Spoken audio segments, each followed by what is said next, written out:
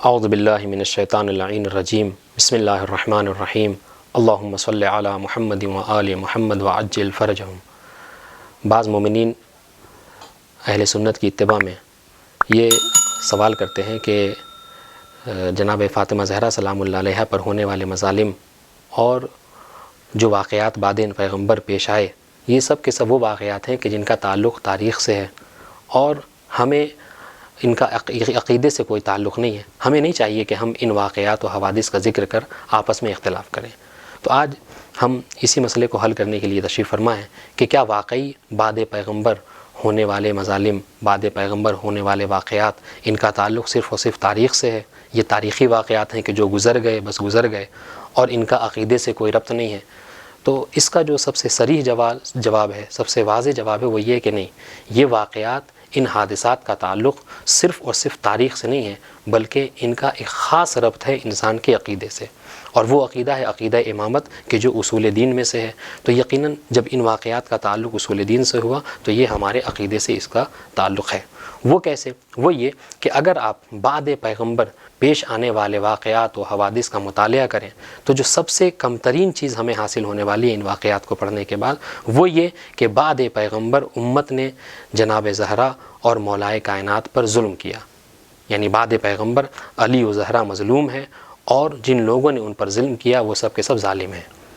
اور ظالم کے لیے پروردگار عالم نے قرآن مجید میں ارشاد فرمایا لا ینال عہد الظالمین، کہ میرا عہدہ، میرا منصب ہدایت کبھی ظالموں کو نہیں پہنچنے والا۔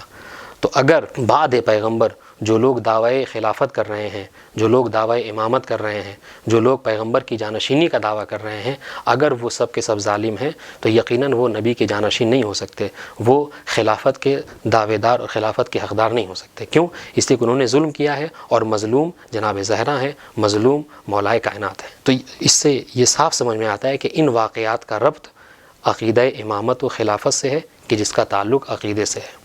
اور ایک وجہ کہ جو عام طور سے یہ آخر یہ سوال ہوتا کیوں ہے، تو دیکھیے ان سوالوں کو اصل میں کمزور بنایا جاتا ہے، ان واقعات کو، ان حوادث کو کمزور اس طریقے سے بنایا جاتا ہے۔ یہ وہی تھیوری ہے کہ جو واقعہ عاشورہ کے حوالے سے ہے۔ لوگ عام طور سے جو اکثر یہ جملہ آپ نے بھی سن رکھا ہوگا کہ لوگ یہ کہتے ہیں کہ کربلا کی جنگ ہمیں نہیں ذکر کرنا چاہیے، وہ دو شہزادوں کی جنگ تھی، اس طریقے سے تاکہ لوگ عاشور کے واقعے کو، ذکر امام حسین کو، ذکر شہادت کو فراموش کر دیں، اور لوگ جو ہے وہ آپس میں مل جل کر رہے ہیں۔ حقیقت یہ ہے کہ انسان اگر واقعہ عاشورہ کو فراموش کرتا ہے تو یقیناً دین جو ہے وہ ختم ہو جاتا ہے۔ کیوں؟ اس لیے کہ اگر عاشور نہ ہوتی تو دین جو ہے وہ ختم ہو جاتا۔ کیوں؟ اس کی سب سے بڑی دلیل جو ہے وہ مدینے میں ہی امام حسین علیہ السلام نے مروان کے جواب میں دیا تھا۔ جب مروان نے امام کو دعوت دی تھی یزید کی بیعت کے لیے، تو امام نے جواب میں کیا فرمایا تھا؟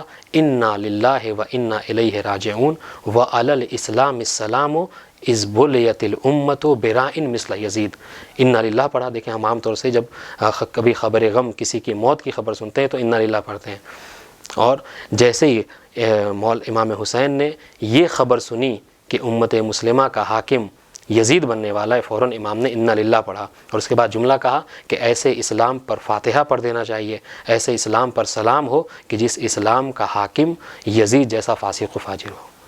تو خود مدینے میں ہی رہ کر امام حسین علیہ السلام نے واقع عاشورہ کے ربط کو بتا دیا تھا کہ واقع عاشورہ اس کی بہت زیادہ اہمیت ہے، اور اس کی اتنی ہی اہمیت ہے کہ واقع عاشورہ کے بعد، کربلا کے بعد، یہ جملہ بہت مشہور ہے، بہت معروف ہے کہ اسلام محمدی الوجود ہے اور حسینی البقا ہے، کہ اگر اسلام کو وجود بخشا ہے تو پیغمبر اسلام نے، اور اسلام اگر باقی ہے تو وہ امام حسین اور واقعہ کربلا کے ذریعے سے۔ والسلام علیکم ورحمۃ اللہ وبرکاتہ۔